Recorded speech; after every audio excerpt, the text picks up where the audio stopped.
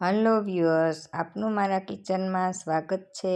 આજે આપણે કટોરી ચાટ બનાવશું, જે દેખાવમાં ખૂબ જ સુંદર છે એટલી સ્વાદમાં પણ સુંદર છે। અહીં મેં એરફ્રાય પાણીપુરી છે એને વચ્ચેથી કાપી અને બે સરખા ભાગ કર્યા, તો એક પૂરીમાંથી આપણે 2 કટોરી મળી છે। એરફ્રાય પાણીપુરીની લિંક ડિસ્ક્રિપ્શનમાં આપી દઈશ। તો અહીં મેં બધી સામગ્રી છે તૈયાર કરી લીધી છે। લીલી ચટણી, ડુંગળી અને કોથમરી સમારી લીધી છે। પૂરીના કટકા 2 વચ્ચેથી કાપેલા છે। ચટણી છે, દહીં છે, સેવ છે, દાડમના દાણા છે અને બટેટા બાફી અને તેના પણ નાના નાના પીસ કરી લીધા છે। હવે આપણે કટોરી છે એ તૈયાર કરીશું। એક ડીશમાં પૂરીને વચ્ચેના ભાગમાંથી કાપી 2 સરખા કટકા કરી અને દરેક કટોરીમાં આપણે પહેલાં બટેટાનું ફિલિંગ કરશું।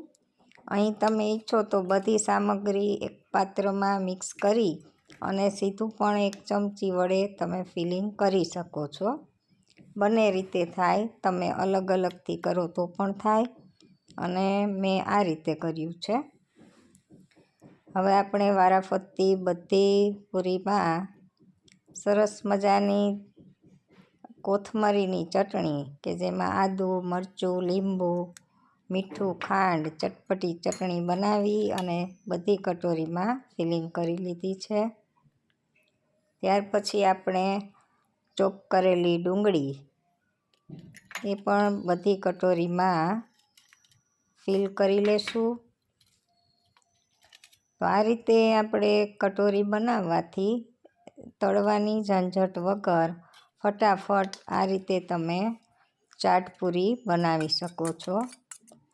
ત્યાર પછી આપણે દરેક કટોરીમાં દહીં ભરપૂર માત્રામાં ભરીશું।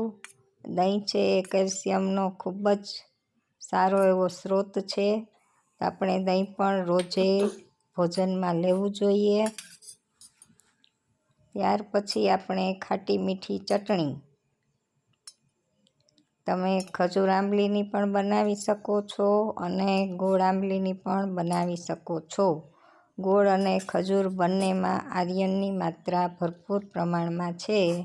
ત્યાર પછી આપણે દાડમના દાણા, કે જે દાડમ ખાવાથી સીધું લોહી થાય છે, તો એ પણ ભરપૂર માત્રામાં આપણે દાડમના દાણા કટોરીમાં ભરીશું। તો સરસ મજાનો કલર દેખાઈ રહ્યો છે। હવે આવે છે પ્રોટીન, જે ચણાની દાળમાંથી બનાવેલી સેવ, એ પણ આપણે ભરીને તેમાં ઉમેરીશું। આ રીતે સુંદર મજાની કટોરી ભરાઈ રહી છે। તમે જોઈ શકો છો કે જોતાં જ મોઢામાં પાણી આવી જાય, એમ થાય કે આપણે લઈને ફટાફટ ખાવા માંડીએ। અને ઉપરથી આપણે કોથમરીના પાનથી ગાર્નિશિંગ કરીશું। ખૂબ જ સરસ મજાનો લુક આવી રહ્યો છે। લીલો, પીળો અને લાલ રંગ કોમ્બિનેશન ખૂબ સરસ લાગે છે। આ રીતે આપણી મસ્ત મજાની કટોરી ચાટ બની ગઈ છે। મને તો મોઢામાં પાણી આવે છે, તમને લોકોને આવે છે? અરે વાહ, કેટલો મસ્ત લુક આવી રહ્યો છે। સારું, ચાલો તો તમે પણ ઘરના બધાને બનાવીને ખવડાવજો અને પછી મેસેજ કરજો કે મારી રેસીપી તમને કેવી લાગી છે। ગમે તો ચેનલને લાઈક, શેર, સબસ્ક્રાઈબ કરજો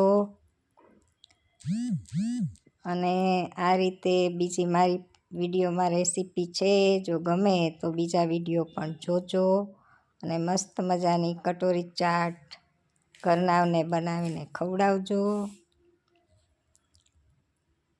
ખૂબ સરસ લુક આવી રહ્યો છે। ચાલો તો હવે જલ્દી હું ચટપટ કરી જાઉં કટોરી ચાટને, બરાબર? ધન્યવાદ, આભાર, થેન્ક યુ।